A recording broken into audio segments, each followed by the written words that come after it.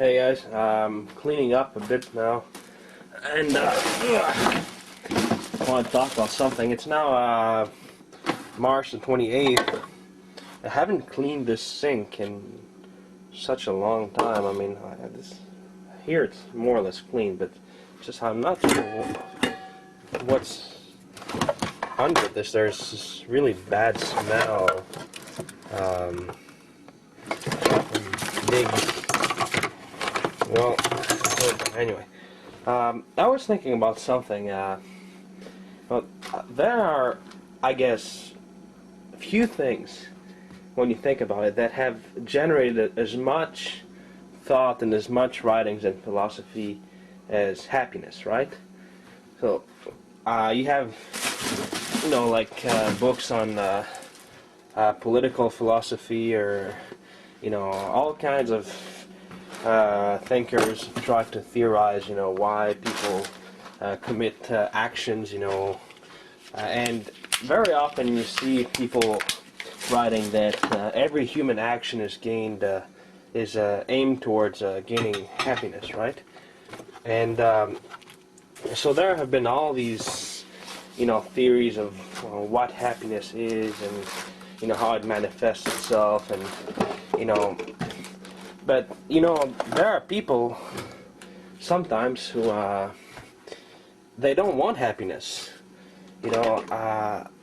You see them sometimes, very often, like teenagers or something, that their lives aren't going well. I mean, they could be worse, it could be better, but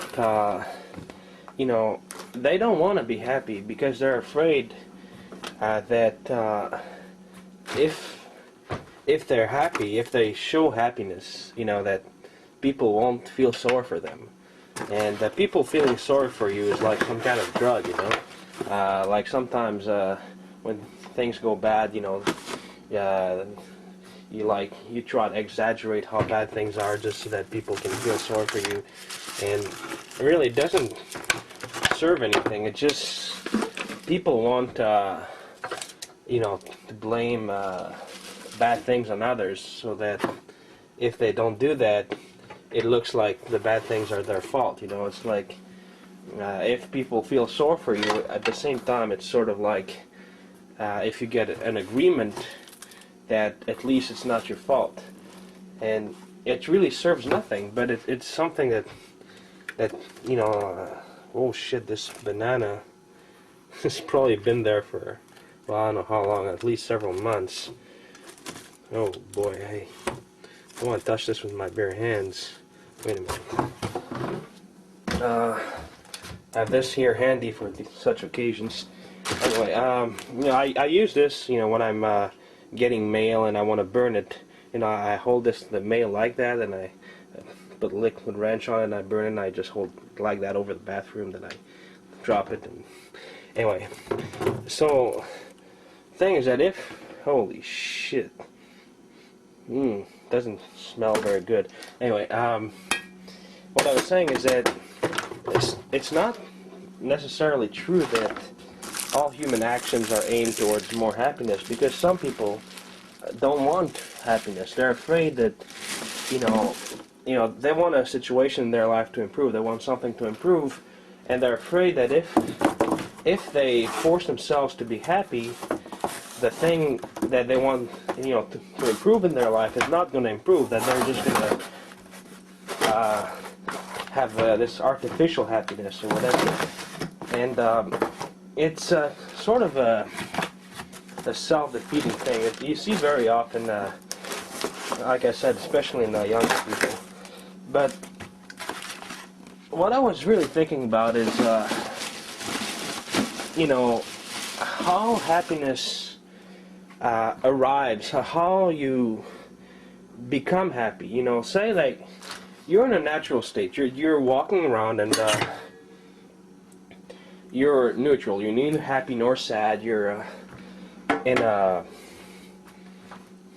I think this thing's broken. This is supposed to be a thermos. You put like coffee in it and it stays hot, but it's making this weird sound. I don't know what this is. I think something's broken. Well, maybe I'm gonna throw it away someday. Anyway, So I was saying, so you're in this normal state, right? You're neither happy nor sad. And then you meet someone, and someone tells you you just won the lottery, or someone tells you that, tells you good news that you've been expecting, or whatever, you know. Someone says something, and, yeah. And you become happy when you hear that. Well, this is actually a ball for one of these, the computer mouse that you don't move around, but just like scroll with the thumb like that. This is a little thing that went with it. Anyway, put it here, and so you become happy, but it is all related to something that exists outside of you.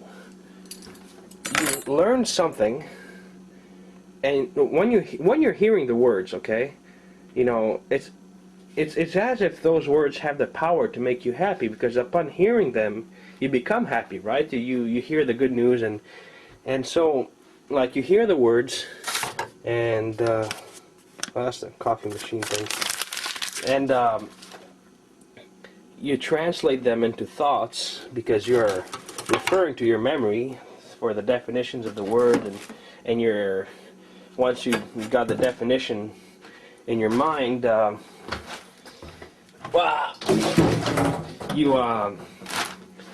you compare it to preconceived notions that you have in your mind, in your memory, and this activates a positive response, and you find this happiness. And when you think about it, when you really think about it, you gotta ask yourself, is it really necessary? I mean, words have the power to make you happy or sad, but the thing is that it's not the words themselves, it's how you react to them. The process that takes place that affects your mood is inside of you, not outside. It's not telepathy, it's not magic, it's not something that someone has the power to do. It's not like a laser beam. It's simply how you see those words, how you interpret them, how you get them, things that you see, not just words. I mean, you see something, it tells you something, and the thing is, if you train yourself, you don't have to have this outside thing that happens in order to affect your mood. When bad things happen to you, you can say, well, it sucks and I'm going to do something to try and change it, but the feeling of sadness or happiness, they don't necessarily have to come, because if you really train yourself, you can control your mood. And that is because you can, say you win the lottery, okay?